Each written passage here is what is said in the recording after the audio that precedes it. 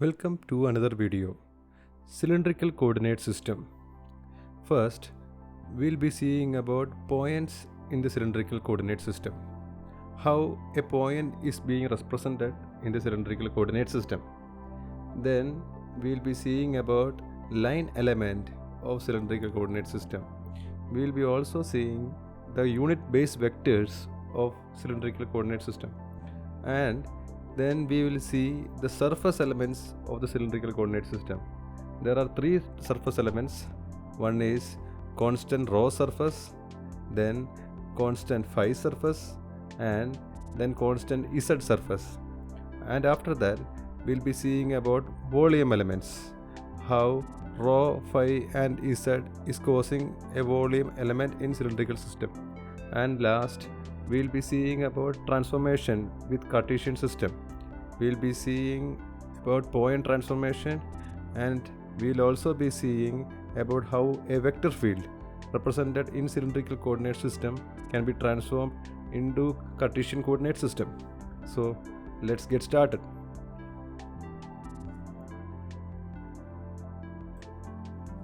A point in the cylindrical coordinate system is having variables rho, phi and z. Rho is the radius of the cylinder on which the point is present. Rho can also be considered as the radial distance from the point to the z-axis. Phi is called the azimuthal angle. It is the angle that the point makes with the x-axis. Z is the height of the cylinder, or is the distance from the point to the xy plane. We will see two points in the Cartesian coordinates. Point A having radius 3, angle 45 degree and having height 5. Point A is 3, 45 degree 5. Another point, point B, having radius 5, angle 60 and height 6 is shown. That is B 5, 60 degree 6. So this comes to the conclusion on how points are represented in cylindrical system. Next, we will be seeing the unit base vectors of cylindrical coordinate system. I, j and k are the unit base vectors of Cartesian coordinate system. And in cylindrical coordinate system, the base vectors are a rho, a phi and a z. A rho is in radially outward direction. That is the direction that is caused due to change in radius rho. Any change in radius will cause a point to move radially outward, and hence the direction a rho is radially outward at all points in the cylindrical coordinate system. The next unit base vector is a phi, which is caused due to change in the azimuthal angle phi. The direction of a phi is in tangent to the cylinder. Any change in the azimuthal angle phi will cause the point to move in tangential direction to the cylinder, and hence the direction of a phi is in tangent to the cylinder. The direction of a rho and a phi are not constant throughout the cylindrical coordinate system. A rho is radially outward and a phi is tangential. This is a main difference between cylindrical coordinate system and Cartesian coordinate system. The next unit base vector is az. Az is in the z direction. It is same as the unit base vector k that is used in Cartesian coordinate system. And like Cartesian coordinate system, the direction of the az is constant throughout the cylindrical coordinate system. So the main difference between cylindrical coordinate system and Cartesian coordinate system is that the unit base vector a rho and a phi direction changes within the coordinate system. A rho will be in radially outward at all points, and a phi will be in tangential at all points.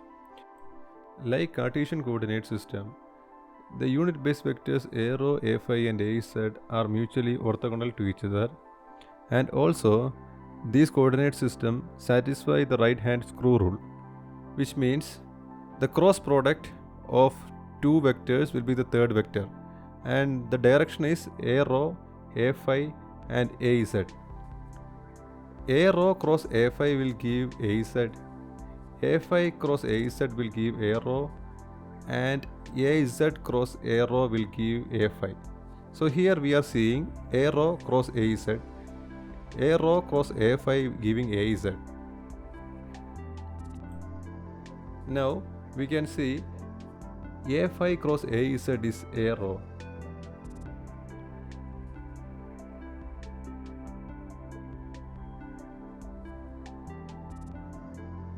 And now we can see AZ cross A row is giving to A5. We will use these unit based vectors in order to find out the elementary length element used in the cylindrical coordinate system. Consider a point P1 having radius rho, angle 5 and height z. Consider another point P2 which is having radius rho plus delta rho, angle 5 plus delta 5 and height z plus delta z. So the difference between P1 and P2 is caused due to delta rho, delta phi and delta z. And the differential length element between P1 and P2 is called delta L. We will decompose delta L into the corresponding components in direction of A rho, A phi and AZ. Here the red component is the rho component, the green component is the phi component and the blue is the Z component. The magnitude of red component is caused due to delta rho. Magnitude in the green component is caused due to the change in delta phi, that the magnitude will be rho into delta phi, and the blue component is caused due to the change delta Z. We are rearranging these vectors back to back in order to get the connection from P1 to P2. Now we will write delta L in terms of these red, green and blue elements.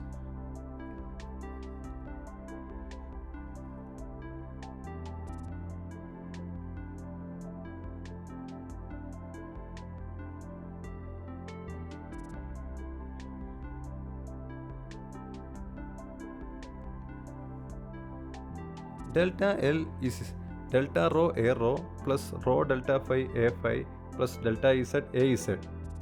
Delta rho A rho is the red component, rho delta phi A phi is the green component, delta Z A Z is the blue component.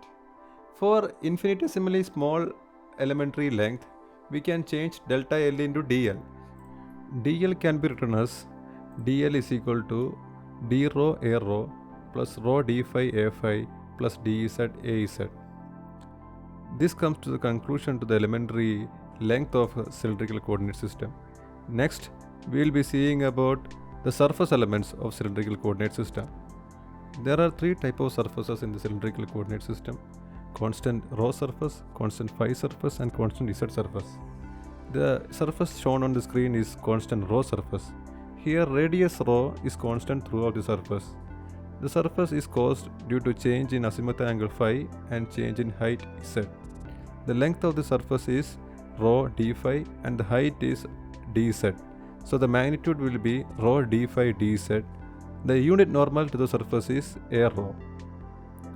So the surface is represented as ds is equal to rho d phi dz A rho. The next surface is called constant phi surface. Here azimuthal angle phi is constant throughout the surface. Surface is caused due to change in the radius rho and height z. The magnitude of the surface is d rho dz. The unit normal to the surface is A phi.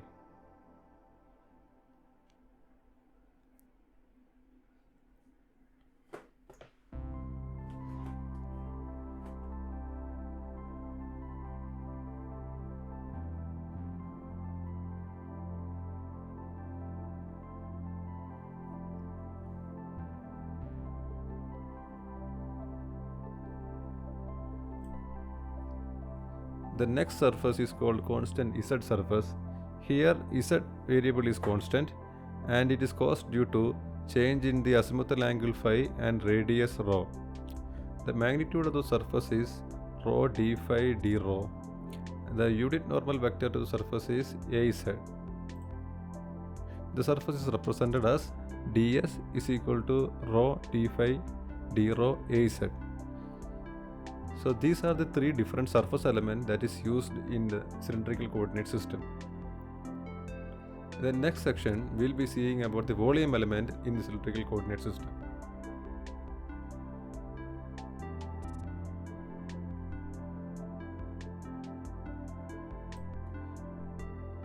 The volume element is caused due to change in radius rho, angle phi and height z.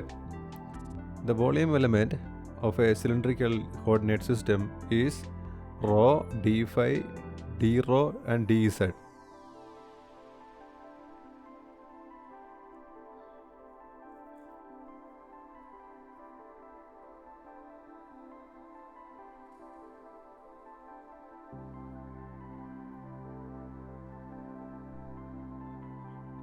In this section, we will be seeing about transformation of a point between Cartesian coordinate system and cylindrical coordinate system.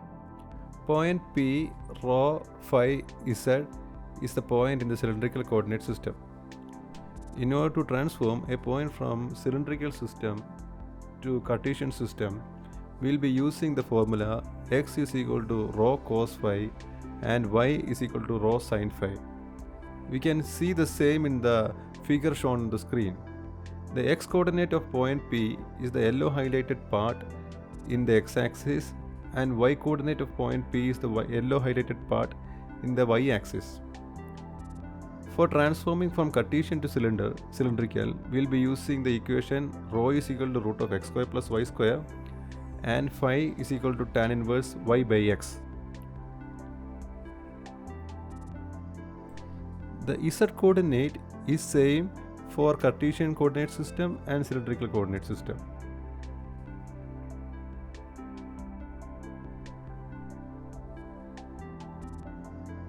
So this point P having radius 5, azimuthal angle 53.13 degrees and height 5 is same as the point P 3, 4, 5 in Cartesian coordinate system. We can use the transformation equation described in the previous section to verify this transformation. So this comes to the conclusion of the transformation, that is point transformation between cylindrical and Cartesian. And in the next section, we'll be seeing about transformation of vectors between cylindrical and Cartesian.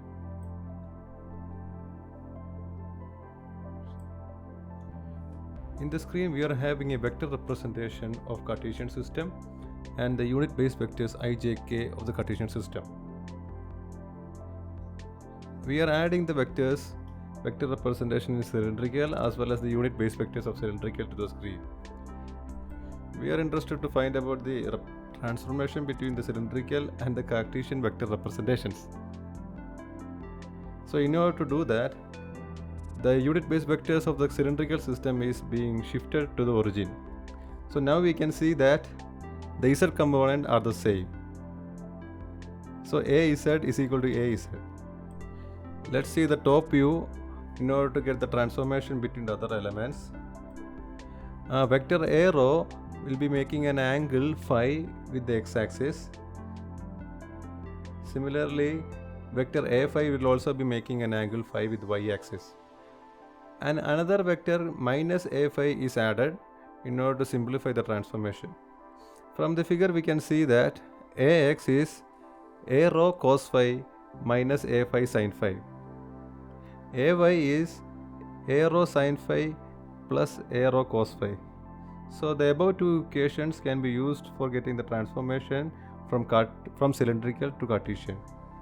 The next equation a rho is equal to ax cos phi plus ay sin phi and a phi is equal to minus ax sin phi plus ay cos phi can be used for getting the transformation from Cartesian to cylindrical.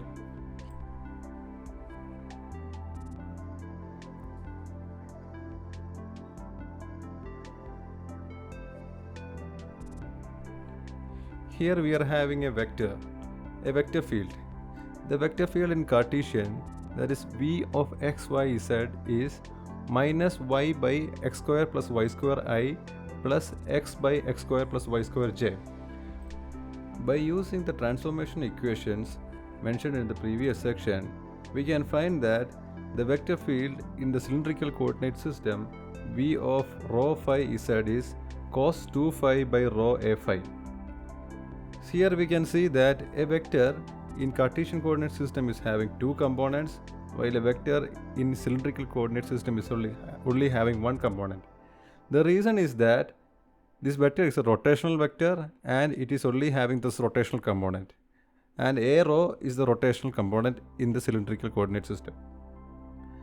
If you are using a vector field, or if you are using a coordinate system that is in symmetry with the problem that we are using, then the solutions will be easier. Here, this vector field is in symmetry with the cylindrical coordinate system. That is why the representation of this vector field in cylindrical is much more simple than the representation in Cartesian. That is the reason why we are having multiple coordinate systems like cylindrical coordinate system, spherical coordinate system. So we are now coming to the conclusion of this video. Let's recap. We have seen the point representation, we have seen the unit base vectors, we have seen the line element, we have seen the three surface elements, we have seen the volume element, and we have seen the transformation between a points, and now we have also seen the transformation of vectors. So I hope everybody liked this video, and see you in the next video. Thank you.